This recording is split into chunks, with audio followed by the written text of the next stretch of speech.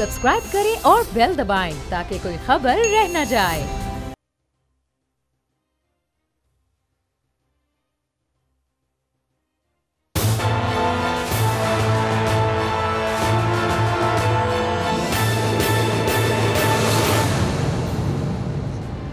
अस्सलाम वालेकुम नाज़रीन, मैं हूं आपका मेज़बान समी इब्राहिम और आप देख रहे हैं प्रोग्राम तज्ज़िया। अब से थोड़ी देर पहले पूरी कौम ने ख़िताब सुना, गुफ्तगू सुनी प्राइम मिनिस्टर इमरान खान की डेवोस में, जो वर्ल्ड इकनॉमिक फ़ोरम में की नोट स्पीकर की हैसियत से सवालात के जवाब भी दिए। 3-4 चीज़ें जो बड़ी अहम थी कि पाकिस्तान अब किसी जंग का हिस्सा बनने नहीं जा रहा, और अमेरिका ने जब अफ़गानिस्तान के ख़िलाफ़ जंग शुरू की तो प्रेसिडेंट मुशर्रफ को इस जंग में न्यूट्रल रहना चाहिए था, और इस जंग की वजह से पाकिस्तान की इकॉनमी को नुकसान हुआ। $100 बिलियन से ज़्यादा का नुकसान हुआ और बहुत ज़्यादा इंसानी जानों की सूरत में उसकी कीमत भी अदा करना पड़ी। और पाकिस्तान का जो सोशल फैब्रिक है, जो हमारी सोसाइटी है, उस पर उसका बहुत बड़ा इम्पैक्ट हुआ। और अब प्राइम मिनिस्टर इमरान खान की जो तरजीहात हैं वो ये हैं कि एक तो एनवायरनमेंट को बेहतर बनाने के लिए यहाँ पर दरख्त लगाए जाएंगे, और दूसरा जो हमारा एजुकेशन सिस्टम है, जो इस वक्त मुख्तलिफ 3 उन्होंने कहा सिस्टम है। एक अमीर लोगों के लिए जो अंग्रेज़ी ज़बान में तालीम देता है, और मिडिल क्लास के लिए एक सिस्टम है, और तीसरा जो इंतहाई लोअर तबका है वो मदरसा की सूरत में वहाँ पर उनके बच्चों को तालीम मिलती है। तो वो इन तमाम तीनों जो सिस्टम्स हैं उनको एक यूनिफाइड सिस्टम बनाने की कोशिश कर रहे हैं, जहाँ तक निसाब का ताल्लुक़ है। और टूरिज़म को भी प्रमोट करना चाहते हैं। पाकिस्तान जो है वो एक 5000 साल पुरानी सिविलाइजेशन है, और टूरिज़म के लिए एक बहुत एपिटाइट है पाकिस्तान के लिए, पाकिस्तान के हवाले से, तो उसको वो टैप करना चाह रहे हैं बड़ा। लेकिन जो सबसे अहम बात की उन्होंने, हम लोग ये समझते हैं यहाँ पर कि शायद इमरान खान का राब्ता कट गया पूरी बाहर की दुनिया के साथ, पाकिस्तान सब अच्छा की रिपोर्ट जा रही है और उनको पता नहीं है।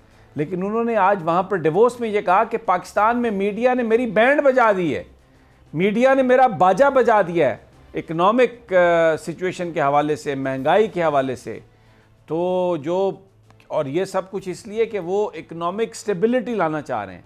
इकनॉमिक स्टेबिलिटी जब आ जाएगी तो फिर उसके बाद नौकरियां मिल सकती हैं, फिर उसके बाद महंगाई जो है उस पर काबू पाया जा सकता है। लेकिन अभी क्योंकि इकनॉमिक स्टेबिलिटी यानी वो जो सख्त हैं जो रिफॉर्म्स, उनका टाइम है, तो इसलिए पाकिस्तान में मीडिया ने उनका बैंड बजा दिया है। उन्होंने कहा, पहले तो वर्ड उन्होंने यूज़ किया इंसल्टेड, फिर उन्होंने कहा कि ये वर्ड नहीं है, लेकिन जो वो कहना चाह रहे थे मैंने आपको पाकिस्तान की उर्दू में बड़ा सलीस करके आपको बताया।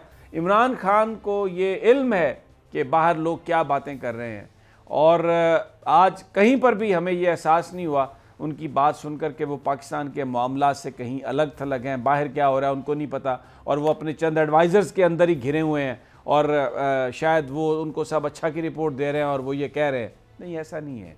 वहाँ पर जो प्राइम मिनिस्टर ने गुफ्तगू की, जो उनके चेहरे पर मुस्कुराहट थी, जिस तरीके से उन्होंने जिक्र किया कि मीडिया ने मेरी बैंड बजा दी है, और ये जो मामला है पाकिस्तान की मईशत का, महंगाई का, तो उससे लगता है कि प्राइम मिनिस्टर को मुकम्मल अदराक है, और जो कुछ भी हो रहा है वो समझते हैं कि स्टेबिलिटी के बाद वो ठीक होगा। वो तो यहाँ तक तो बात हमें समझ में आती है कि स्टेबिलिटी के हवाले से उनकी सोच बेहतर होगी। एक और जो बड़ा अहम हिस्सा, मैं इस पर बात करता हूँ, राना ताहिर साहब मेरे साथ हैं, हमारे एडिटर हैं बोल न्यूज़ इस्लामाबाद के।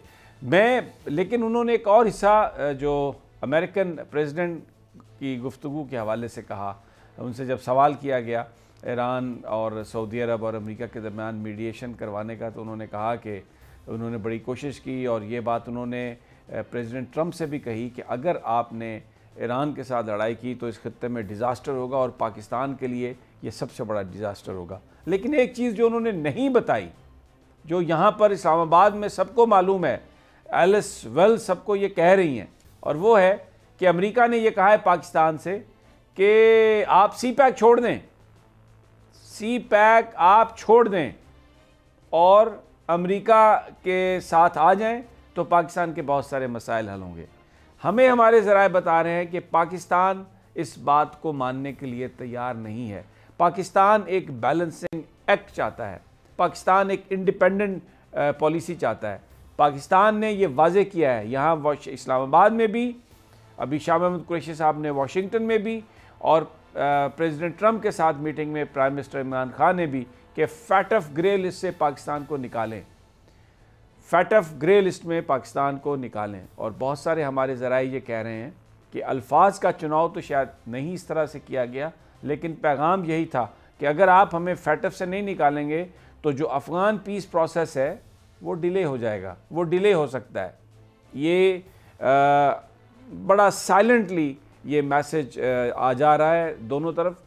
बहुत अहम है अफ़गान पीस प्रोसेस, अमेरिका के लिए भी, पाकिस्तान के लिए भी। पाकिस्तान के लिए इसलिए ये अहम है क्योंकि यहाँ पर अगर पीस होगा अफ़गानिस्तान में तो पाकिस्तान की कनेक्टिविटी सेंट्रल एशियन स्टेट्स तक हो जाएगी, और वो जो तिजारत का सिलसिला शुरू होगा उसके बेनिफिशरी पाकिस्तान के लोग होंगे। और अमेरिका की प्रॉब्लम ये है कि ना तो वो अब वहाँ पर इतना ख़र्चा करना चाहता है, और दूसरा सदारती साल है, इलेक्शन सदारती इलेक्शन का साल है वहाँ पर। इस साल के आखिर में इलेक्शन होना है, और जो प्रेसिडेंट डोनाल्ड ट्रंप है वो वहाँ पर इलेक्शन में ये बताना चाहते हैं कि पाकिस्तान के अमेरिका ने एक जंग जीती है अफ़गानिस्तान में, अब दहशतगर्दी नहीं है, वहाँ पर हमने अमन कायम कर दिया है, दहशतगर्दों को नीस्तो नाबूद कर दिया है, और अमेरिकी जो फॉरेन पॉलिसी है, अमेरिकी जो पावर है, उसने वहाँ पर फतह हासिल की है।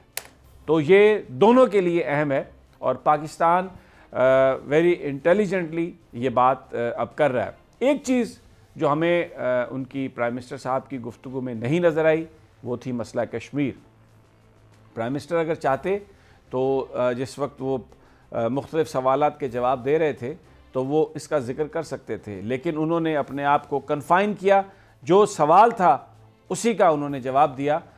मेरे ख़्याल में ये एक अच्छा मौका था, कश्मीर के हवाले से भी अगर प्राइम मिनिस्टर बात करते तो यकीनन डेफिनेटली एक ये जो फोरम था वो इस्तेमाल होता कश्मीरियों की जो इस वक्त जो उनके ऊपर जो जुल्म सितम हो रहा है वो उन एट्रोसिटीज़ को हाईलाइट करने के लिए। बहरहाल एक चीज़ सामने आ गई है, और वो ये है कि इस वक्त जो अमेरिका की तरफ से दबाव है वो ये है कि सी पैक से आप निकल जाएं, और फिर दोबारा यहाँ पर एलिस वेल्स जो हैं उन्होंने भी आज ये बात कही है, और इसका जवाब चाइनीज़ एम्बेसी ने बड़ा ज़बरदस्त रिबटल करके किया है। एलिस वेल्स कहती हैं कि ये जो कर्ज़े हैं ये असिस्टेंस नहीं है, और ये महंगे इंटरेस्ट पर आपने कर्ज़े लिए हैं चाइना से, और इनमें ट्रांसपेरेंसी नहीं है। चाइनीज़ एम्बेसी ने इस बात को रिबटल किया है टोटली। उन्होंने कहा कि जो अमेरिकन डिप्लोमेट हैं वो फैक्ट्स को डिस्टॉर्ट कर रही हैं। ये जो सी पैक है इसके जो प्रोजेक्ट्स हैं उसके बेनिफिशरी चाइना और पाकिस्तान दोनों हैं,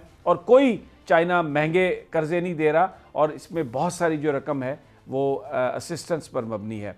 और जिस वक्त जो अमरीकी डिप्लोमेट हैं उन्होंने ये बात भी कही है कि ये ट्रांसपेरेंसी नहीं है इन प्रोजेक्ट्स में, और जो वर्ल्ड बैंक की जो ब्लैक लिस्टेड कंपनीज़ हैं उनको ठेके दिए गए हैं। हकीकत ये है, ये कतई तौर पर पाकिस्तान इस बात को नहीं मानता, इसलिए कि जो कंपनियां पाकिस्तान और चाइना के दरमियान मुआहदे के नतीजे में पाकिस्तान में काम कर रही हैं उनका वर्ल्ड बैंक से कोई लेना देना नहीं।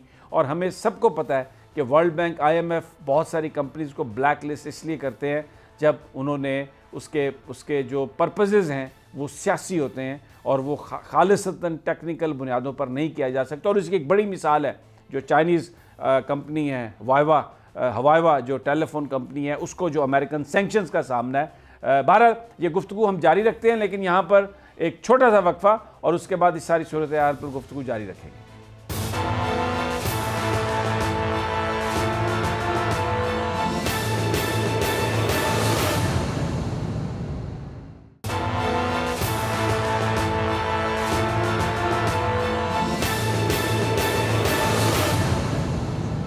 Welcome back. तज्ज़िया में हम गुफ्तगू कर रहे हैं प्राइम मिनिस्टर इमरान खान का जो दौरा है डेवोस, और जो चैलेंजेस हैं जिस तरह से अमेरिका पाकिस्तान पर दबाव डाल रहा है कि अगर आपने सी पैक को आपने नहीं छोड़ा तो फिर शायद फैटफ से भी आप नहीं निकल सकते। एक सारे का सारा जो मामला है गिव एंड टेक पर चल रहा है इस वक्त। एक ऐसा लग रहा है जैसे कुछ सौदा हो रहा है, फ़ैसला मेरिट पे नहीं हो रहा। पाकिस्तान ने बहुत कंप्लाइंस की हैं, बहुत ज़्यादा इम्प्रूवमेंट की है। हो सकता है कुछ थोड़ा बहुत अभी मज़ीद करना बाकी भी हो, लेकिन जो कुछ पाकिस्तान ने अचीव किया है उसको नज़रअंदाज किया जा रहा है और एक बाकायदा तौर पर एक ऐसा लग रहा है कि कोशिश है पाकिस्तान को दबाने की। राना साहब, फैटफ ग्रे लिस्ट पाकिस्तान ने साफ कह दिया है कि अफ़गान पीस प्रोसेस, यानी साफ कहने से मुराद ये है कि प्राइवेट कन्वर्सेशन में तो ये बात है, लेकिन फॉर्मली ऑफिशियली जब बात हो रही है तो साइलेंटली ये कम्युनिकेट किया जा रहा है। और अगर पाकिस्तान के साथ अमेरिका ने और वेस्ट ने ब्लैकमेलिंग का सिलसिला जारी रखा तो फिर नताइज कुछ भी हो सकते हैं। पाकिस्तान भी किसी तरह भी सोच सकता है। जी समीर साहब, बिल्कुल सही कहा आपने। देखें, ये जो सूरत हाल है इस वक्त, अमरीकी सफारतकार जो पाकिस्तान आई हैं और उन्होंने CPEC के हवाले से जो कुछ कहा वो किसी तरह भी पाकिस्तान के लिए काबिल कबूल नहीं हो सकता। पाकिस्तान एक खुद मुख्तार मुल्क है, वो अपने इक़्तिसादी फ़ैसले खुद करते हैं, उन्हें खुद पता है कि किस मुल्क के साथ उनके क्या ताल्लुकात हैं। आप देखें ना कि अगर हम भारी सूद पर कर्ज़ा ले रहे हैं चाइना से, तो ये अमरीकी सफारतकार को क्या तकलीफ़ है? मसला ये है कि भाई आप पाकिस्तान के इतने हमदर्द कब से हो गए? ये एक तरफ तो ट्रंप साहब कहते हैं कि जितने करीबी ताल्लुकात पाकिस्तान के साथ आज हैं अमेरिका के, इससे पहले कभी नहीं थे। दूसरी तरफ ये कहना कि आप CPEC को छोड़ दें, समीर साहब CPEC जो है ना, ये तो अब कभी नहीं ख़त्म होगा, ये तो इंशाअल्लाह मुकम्मल भी होगा और आगे भी बढ़ेगा। राना साहब, भारत जो अमेरिका है उनको चाइना से लिए गए कर्ज़े भारी सूद पर वो तो नज़र आ रहे हैं, लेकिन जो कश्मीर के अंदर भारत जुल्म कर रहा है मुसलमानों के साथ, वो मज़ालिम नज़र नहीं आ रहा है। और फिर जो इंडियन ये जो सिटीज़न अमेंडमेंट एक्ट है, उसके बाद जो मुसलमानों के साथ वहाँ पर सलूक किया गया है, 1 करोड़ वो मुसलमान जिनका ताल्लुक़ बंगाल से था, उनको ये कह दिया गया है कि आप भारत के शहरी नहीं हैं। और मतलब ये आप ये देखें ना, जो इधर कश्मीर में जो लोग हैं उनको ज़बरदस्ती भारत का शहरी बनाया जा रहा है। तो एक basic conflict, contradiction, human rights की वायलेशन ये अमेरिका को नज़र नहीं आ रही। देखिए समीर साहब, ये जो है वहाँ पे इस वक्त भारत में बदतरीन नस्ली इम्तियाज़ बरता जा रहा है। यानी दुनिया के किसी खित्ते में नस्ली इम्तियाज़ की इससे बदतरीन मिसाल आपको नहीं मिल सकती जो भारत में है। लेकिन इस पर अमेरिका और यूरोप और सारे मगरबी ममालिक ने आंखें बंद की हुई हैं, उन्हें नज़र नहीं आ रहा, खामोश हैं।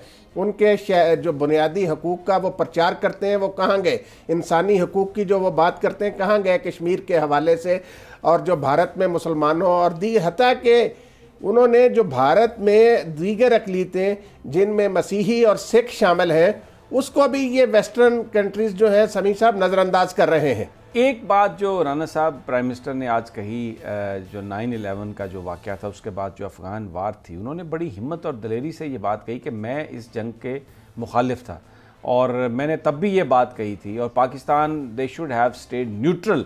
ये बड़ी एक हिम्मत वाली बात है डेवोस में पूरे वेस्टर्न पावर्स के सामने। और फिर वो जो कैपिटलिस्ट रिप्रेजेंटेटिव्स हैं सारे के सारे, जो बिल्कुल जो अमेरिका के साथ हैं, पूरे उस वेस्टर्न पावर के साथ हैं, तो प्राइम मिनिस्टर ने ये जो बात कही बड़ी एक हौसलेमंदी की बात थी and credit goes to prime minister for that. जी समीर साहब, देखें प्राइम मिनिस्टर ने बिल्कुल सही बात की और उन्होंने बड़ी दो टोक अंदाज में कहा कि मैंने कल प्रेसिडेंट ट्रंप को भी ये कहा है कि जंग किसी मसले का हल नहीं है और अगर आपने ईरान पर हमला किया तो ये तबाहकुन होगा। और एक वर्ड उन्होंने यूज किया, इट विल बी इनसैनिटी, यानी ये पागलपन होगा, ये आप ये समझे कि बेवकूफ़ाना होगा। ये इससे बड़ा सख्त वर्ड नहीं हो सकता। बिल्कुल समीर साहब, उन्होंने जंग की सोच को अहमकाना करार देकर दुनिया पर वाजे कर दिया और उन्होंने मिसालें दी। उनका माजी में देख लेना, हमारी आंखों के सामने जो जंगें हुई हैं उसका क्या नतीजा निकला। जंग शुरू तो हो जाती है लेकिन फिर वो ख़त्म कैसे होती है उसका किसी को पता नहीं होता, वो सिर्फ अल्लाह को पता होता है। ठीक है, तो ये उन्होंने बड़ा वाजे कर दिया कि भाई हम किसी जंग का हिस्सा नहीं अब बनेंगे। ठीक हो गया। लेकिन ये तो वो बैनुल अक़वामी जंग की बात कर रहे हैं, एक पाकिस्तान के अंदर जंग चल रही है, सियासी जंग, जिसमें अब आजकल जो ख़बरें हैं वो सारी की सारी PTI के अंदर की हैं, उनके इत्तेहादियों की हैं, कोई ग्रुप बन गए हैं। पंजाब के वज़ीर आला का ऑफिस मजबूत किया जाए, ये कह रहे हैं जो इत्तेहादी जमातें हैं पंजाब की। वो ये कह रही हैं कि पंजाब के वज़ीर आला का ऑफिस मजबूत किया जाए। ये जो नए चीफ़ सेक्रेटरी साहब आए हैं और जो नए आईजी आए हैं, पीटीआई के लोगों को भी इनसे शिकायत है। इससे पहले राना साहब ये कहा जाता था कि पंजाब में जनाब कोई एडमिनिस्ट्रेशन नहीं है, जो जाता है ट्रांसफ़र करा लेता है, जो जाता है ये कर लेता है। तो अब अगर कोई स्ट्रॉन्ग आईजी और स्ट्रॉन्ग चीफ सेक्रेटरी आए हैं तो अब अचानक ये डिमांड आने लग गई है कि जनाब पंजाब के वज़ीर आला का ऑफिस स्ट्रॉन्ग किया जाए। ये हो क्या रहा है राना साहब? समी साहब, मैं आपको बताऊं, पंजाब में ब्यूरोक्रेसी ने भी सुख का सांस लिया है। ये एक अच्छे जुरतमंद चीफ सेक्रेटरी मेजर आजम सुलेमान के आने के बाद और शुएब दस्तगीर साहब जो आईजी हैं वो भी एक दयानतदार अफसर है। लेकिन ना चीफ मिनिस्टर को भी इनसे कोई मसला नहीं है। मसला उन लोगों को है समी साहब जो यहाँ से बैठकर फ़ोन करते थे चीफ सेक्रेटरी को कि ये ऐसे कर दो, ऐसे कर दो, और नाम लगता था उस्मान बुज़दार का। अब वो सिलसिला, अगर वो MPA MNS की नाजायज़ ख्वाहिशात पूरी नहीं करते चीफ सेक्रेटरी और आईजी, तो वो नाम लिया जा रहा है समी साहब। ये एक ना बड़ी बारीक किस्म की वारदात की जा रही है। उस्मान बुज़दार जो है वो कतई तौर पर इस मामले में उस्मान बुज़दार का नाम ले रहे हैं वो लोग जो उस्मान बुज़दार को हटाना चाहते हैं। देखिए, जो एक इस वक्त जो कंस्पिरेसी थ्योरी है वो ये है कि ये जो MPS का ग्रुप है ये उस्मान बुज़दार साहब ने ख़ुद बनवाया है और ये जो इत्तेहादी हैं वो भी इसमें शामिल हैं, जो ये कह रहे हैं जी कि office of the chief minister उसको स्ट्रॉन्ग करना चाहिए। लेकिन सब जानते हैं कि ये जो ब्यूरोक्रेसी में तब्दीलियाँ इमरान खान साहब लेके आए वो उस्मान बुज़दार साहब की कंसेंट से आई, और जो पावरफुल ब्यूरोक्रेसी और ऑनेस्ट ब्यूरोक्रेसी लगाने का टॉप पे जो फ़ायदा चीफ सेक्रेटरी साहब और जो IG पुलिस हैं उसकी वजह ये थी कि वहाँ पर कोई एडमिनिस्ट्रेशन का किसी पर कंट्रोल ही नहीं था। अब जैसे आप फरमा रहे हैं वो जो नाजायज़ काम है वो रुकना शुरू हुए हैं और मेरिट पे बात हो रही है, क्योंकि जो चीफ सेक्रेटरी हैं और जो IG हैं उनको प्राइम मिनिस्टर का भी कॉन्फिडेंस हासिल है और चीफ मिनिस्टर का भी कॉन्फिडेंस हासिल है। तो वो जो इधर उधर से कॉलें आ रही हैं, भले वो इस्लामाबाद से ही जा रही हैं, PTI के लोग ही कर रहे हैं, वो उन कॉल्स को नहीं सुना जा रहा। तो उसकी बिना पर अब ये जो एक तूफ़ान बर्पा किया जा रहा है, ये क्या इमरान खान साहब को मुतासर या प्रेशर करने में ये कामयाब होंगे राना साहब? समी साहब, मैं आपको बताऊं, ये सारा नाम जो लिया जा रहा है ना कि ये उस्मान बुज़दार ने ग्रुप बनाया, ये उस्मान बुज़दार और इमरान खान के दरमियान गलतफहमियाँ पैदा करने के लिए। चीफ मिनिस्टर का ऑफिस जो है वो चीफ मिनिस्टर को पता है कि उनके क्या इख्तियारात हैं। ठीक है, ये सारे का सारा असल मसला क्या है समी साहब? मसला ये है, हर कोई जानता है कि मरकज़ से इमरान खान मुदाखलत नहीं करते पंजाब में। मरकज़ से जहांगीर तरीन साहब मुदाखलत करते हैं इस्लामाबाद से पंजाब के मामलात में, और उसकी वजह से आप देखें ना, अगर आप वो जो कुछ ये PTI के अंदर हो रहा है, इनके वज़रा और ये मैं आपको वो सुनवाना चाहता हूँ। देखें प्रोड्यूसर साहब, पहले तो जो उस्मान बुज़दार पर तनकीद के हवाले से जो कहा था मोहतरमा फिरदौस आशिक अवान साहबा ने, पहले वो सुनवा दें कि उन्होंने उस्मान बुज़दार पर तनकीद को किस तरह ये कहा था कि ये प्राइम मिनिस्टर इमरान खान पर तनकीद है। ज़रा सुनवा दीजिए। एक ऐसा वज़ीर आला और उसकी हुकूमत जो दिन रात मेहनत कर रही है और वज़ीर आज़म की ज़ेरे क़यादत अवामी एजेंडे पे अमल पैरा है, उस्मान बुज़दार साहब को टारगेट करने वाले इनडायरेक्टली इमरान खान साहब को टारगेट कर रहे होते हैं। तो ये पार्टी के अंदर किसी शख्स ने भी किसी ऐसी स्टेटमेंट की पजीराई नहीं की है, और उस्मान बुज़दार साहब अपना टेन्योर पूरा करेंगे और इंशाल्लाह अपनी टीम के ज़रिए जो उन्होंने पंजाब के अंदर मंसूबे शुरू किए हैं वो मीडिया की जीनत बनेंगे। और असल इशू ये है कि किरदार और अदाकार में मुकाबला है, किरदार और अदाकार में मुकाबला है, और जो उस्मान बुज़दार पर तनकीद करते हैं वो प्राइम मिनिस्टर इमरान खान पर तनकीद करते हैं। ये आपने सुना। अब राना साहब, प्रोड्यूसर साहबा से मैं ये कहता हूँ कि वो फवाद चौधरी साहब का एक शॉट है जिसमें उनसे ये कहा गया, क्योंकि वो तो इमरान खान पर बड़ी तनकीद कर रहे हैं, वो तो ये कह रहे हैं कि ये उस्मान बुज़दार जो है इसने भट्ठा बिठा दिया PTI का, और पंजाब के हवाले से PTI के हवाले से जो भी इस वक्त बुरी सूरत हाल है वो उस्मान बुज़दार की वजह से है। हालांकि प्राइम मिनिस्टर बार बार ये कह रहे हैं कि उस्मान बुज़दार एक ऑनेस्ट आदमी है और वो रहेगा। तो ये जब फिरदौस आशिक अवान साहबा ने बात की तो उसका जवाब कैसे दिया जनाब फवाद चौधरी साहब ने, सुनिए ज़रा। अब राना साहब, प्राइम मिनिस्टर ये कहते हैं कि उस्मान बुज़दार एक शरीफ आदमी है, उस पर किसी तरह से भी कोई जो बेईमानी के इल्ज़ामात हैं, उन्होंने कहा कि मैंने ख़ुद तहकीक की, वो गलत हैं। फिर उसके बाद उन्होंने जो फिर यानी ये कहा, ओपनली कहा और पीटीआई से कहा कि आप इनको मानें, आप इनको चलने दें। और फिरदौस आशिक साहबा ने जो कहा उसके जवाब में फवाद चौधरी साहब ये कहते हैं कि जी ये तो इससे बड़ी जाहिलाना बात ही नहीं है कोई। तो वो ये जाहिलाना बात, तो फिर वो ये कह रहे हैं कि ये कौन कह रहा है ये जाहिलाना बात, राना साहब किसको जाहिल कह रहे हैं वो? समी साहब देखें, बात यह है कि एक बात बड़ी वाज़ेह है कि फवाद चौधरी साहब कोई ना कोई ऐसी बात ज़रूर करते हैं जिसकी वजह से वज़ीर आज़म इमरान ख़ान की पोजीशन ख़राब की जाए। उस्मान बुज़दार का इंतखाब किसने किया? इमरान ख़ान ने किया। अब भी इमरान कौन खड़ा है उस्मान बुज़दार के साथ? वज़ीर आज़म इमरान ख़ान। और फिरदौस आशिक अवान साहिबा कौन है? वो वज़ीर आज़म पाकिस्तान की, हुकूमत पाकिस्तान की चीफ स्पोक्स पर्सन है। और जब वो ये कह रही हैं कि जी बुज़दार पर तनकीद करना वज़ीर आज़म पर तनकीद के मुतरादिफ है, और फिरदौस आशिक अवान की इस बात को जाहिलाना और बेवकूफ़ाना कहना फवाद चौधरी की तरफ से, ये वो क्या मैसेज दे रहे हैं अपनी हुकूमत को, अपने वज़ीर आज़म को? शमी साहब ये तो एक तरह की खुली वो नाफरमानी के मुर्तकिब हो रहे हैं ना अपने। मैं नाफरमानी तो चले मैं नहीं से कहता, पॉलिटिशियंस का एक अपना नुक्ता नज़र होता है, लेकिन हर चीज़ का एक फोरम है। जब आप पब्लिकली अपने प्राइम मिनिस्टर के बारे में इस तरह की बात करेंगे, अपनी स्पोक्स पर्सन के बारे में इस तरह की बात करेंगे, मैं तो बहुत पहले से राना साहब ये कह रहा हूँ, अभी आप देखिएगा ये चीज़ें अनफोल्ड होंगी।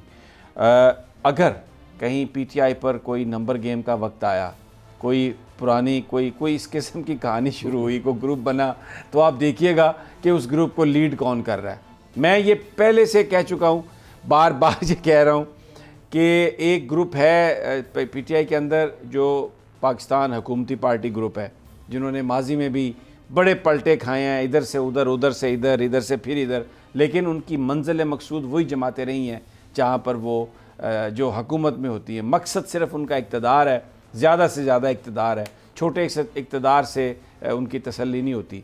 तो ये बहुत सारा जो ग्रुप है उसको आप देखिएगा, जिसमें फवाद चौधरी साहब भी शामिल हैं, कि ये किसके साथ खड़ा है। और इसीलिए ये कहा जा रहा है इमरान खान साहब को कि आप अपने दोस्तों और दुश्मनों को पहचानें। जो आप काम कर रहे हैं आपको ये पता होना चाहिए कि कौन आपके साथ है, कौन आपके मुखालिफ है। उस्मान डार साहब ने भी कल कहा कुछ इनके बारे में। उस्मान डार साहब ने जो बात कही है, प्रोड्यूसर साहबा क्या वो आप सुनवा सकती हैं हमें?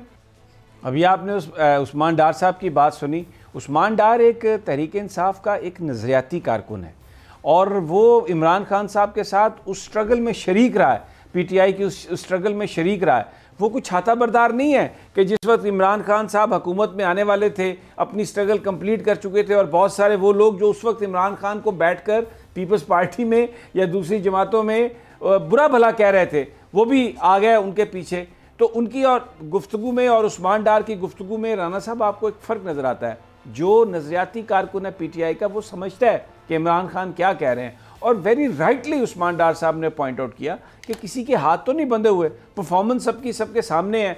और ये बहुत सारे वज़ीर वो बातें कर रहे हैं जिनकी वजारतें तब्दील कर दी गई उस वक्त ये कह कर के इनकी परफॉर्मेंस ठीक नहीं है, जिनको शट अप कॉल दी गई कि आप अपनी वजारतों के हवाले से ही काम करें, उसी के हवाले से बात करें। जो तर्जमान थे जिनको तर्जमानों के उहदे से हटा दिया गया। तो अब ये एक वाज़े हमें नज़र आ रहा है। आगे चलती एक चीज़ और टेंडेंसी, राना साहब इस पर कमेंट कीजिएगा, कि जो नज़रियाती लोग थे तहरीक इंसाफ के, वो तो इमरान खान साहब के पीछे रैली कर रहे हैं, उनके साथ हैं और बड़ा खुलकर इमरान खान को और उनकी पॉलिसी का दिफा कर रहे हैं। लेकिन वो लोग जो शायद किसी नई अपॉर्चुनिटी की तलाश में हैं और उनकी ख्वाहिशात बहुत ज़्यादा हैं कि वो अब मज़ीद आगे टॉप पे जाएं, वहाँ से हमें ये नज़र आ रहा है कि वो प्राइम मिनिस्टर पर तनकीद कर रहे हैं। और ये जो एक, मैं ये बात इसलिए कर रहा हूँ कि जो एक गैर यकीनी का तासुर जो आ रहा है, जिसमें हुकूमत की परफॉर्मेंस पर जो गुफ्तगू आ रही है, अपोजिशन का प्रोपेगेंडा है, फिर मीडिया का हॉस्टाइल किरदार है, इसके साथ साथ पीटीआई के ये लोग जो इस तरह की बात कर रहे हैं जिसको अपोजिशन एक्सप्लॉइट करती है या जो मीडिया पे नज़र आती है, तो वो ऐसा लग रहा है कि जैसे उस आग पर वो तेल छिड़कने का काम कर रहे हैं। राना साहब, शमी साहब देखें, जो बात डॉक्टर फिरदौस आशिक अवान ने की थी वो भी हकीकत पर मबनी थी कि बुज़दार पर तनकीद इमरान पर तनकीद के मुतरादिफ है। और ये उस्मान डार जो बिल्कुल आपने सही बात की कि ये तहरीक इंसाफ के एक नज़रियाती कारकुन है जो इमरान खान के नज़रिए से वाबस्तगी रखते हैं। उन्होंने बिल्कुल सही कहा कि भाई वज़ीर अपना काम करें, कोई इमरान खान साहब ने या बुज़दार साहब ने किसी के हाथ बांधे हुए। और दूसरा उन्होंने कहा कि जहाँ तक फ़ंड्स की बात है उतने ही पैसे दिए जा सकते हैं जितने खजाने में पैसे। रौला तो फिर पैसों का हुआ ना, उस्मान बुज़दार की परफॉर्मेंस का तो नहीं। ये सब पैसे मांगते हैं। मसला ये है मांगते हैं कि प्राइम मिनिस्टर समी साहब इमरान खान ने जब वो अपोजिशन में थे वो कहते थे अरकाने असेंबली को फंड्स नहीं मिलेंगे, ये काम लोकल गवर्नमेंट्स का है, वहां पे तरक्याती काम करवाना। तो ये जो फंड्स की डिमांड है ये तो इमरान खान की सोच के मुखालिफ है। तो अब ये झगड़ा तो सारा फिर फंड्स का ही है। समी साहब, झगड़ा वगड़ा जो है ना ये रह जाना है। इमरान खान कहीं नहीं जा रहे। ये कुछ यार लोगों की जो ख्वाहिशात हैं वो धरी की धरी रह जाएंगी। वज़ीर आज़म वही हैं और अगले 5 साल तक वही वज़ीर आज़म रहेंगे। अभी आप देखें कि किस तरह के, अभी आप देखें ना, फवाद चौधरी साहब ने एक और काम भी किया। अब ये जो कितनी अच्छी बात हुई है कि चीफ इलेक्शन कमिश्नर और इलेक्शन कमीशन के अरकान पर इत्तफाक राय हो गया। हुकूमत और अपोजिशन जरा वो ट्वीट दिखा सकते हैं क्या उन्होंने फरमाया, देख जरा ट्वीट दिखा दें जी। ये ट्वीट देख लें जी, जिसमें वो ये कह रहे हैं कि ये अदलिया को सोचना चाहिए कि ये जो चीफ इलेक्शन कमिश्नर की पोस्ट है ये उनके पास से क्यों निकली। क्या मैसेज दे रहे हैं ये अदलिया को राना साहब?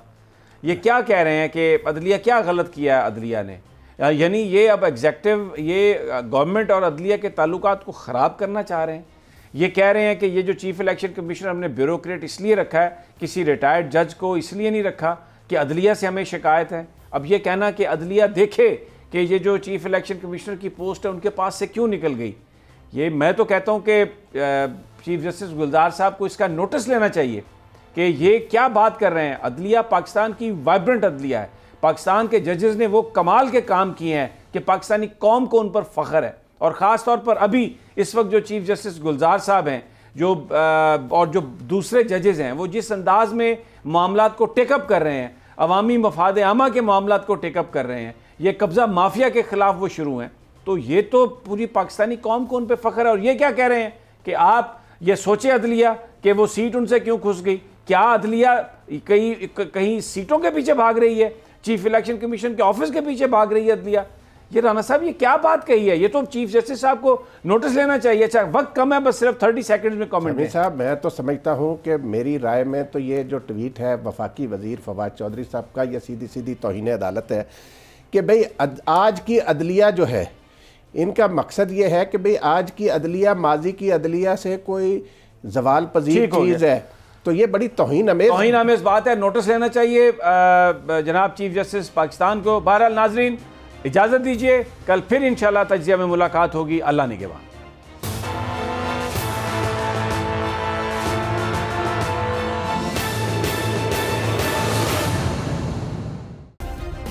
सब्सक्राइब करें और बेल दबाएं ताकि कोई खबर रह न जाए।